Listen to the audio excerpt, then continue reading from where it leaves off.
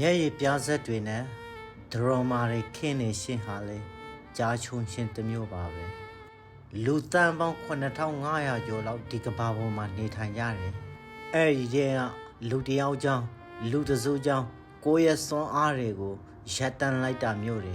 ခွင့်မပြုပါနဲ့ဒီတော့လူတယောက်ကြောင့်လူတစုကြောင့်မို့ကိုယ့်ရဲ့ဘဝကိုအပြည့်စိမခံပါနဲ့ကိုယ့်ကိုပြန်ပြုတ်ပါငါဟာလူကောင်းတစ်ယောက်ဖြစ်တယ်ဒါပေမဲ့အကျဉ်းပေါင်းများစွာဘောင်ကျော်လာရင်တော့အရာအလုံးကိုမြန်မြန်ကြီးပြောင်းလဲပြည့်နိုင်တယ်ဆိုပြီးတော့မှကိုယ့်ကိုစပိုတင်ပေးထားပါဘာတွေပဲဖြစ်ခဲ့ကိုယ့်ကိုပြန်ကြည့်စိတ်ဖို့တတိယပါစနေဆိုခိတ်ဆိုရဲ့အောက်မှာအာနာရှင်အသက်ပြားကိုတိုလန်နိုင်အောင်ကြိုးစားပါဒီတော့ကိုယ်တိုင်လွတ်မြောက်ဖို့အတွက်ဘသူ့ကိုမှအာမကိုပါနဲ့မမိန်ခိုပါနဲ့မျက်စိရှင်းတူနေကြပေမယ့်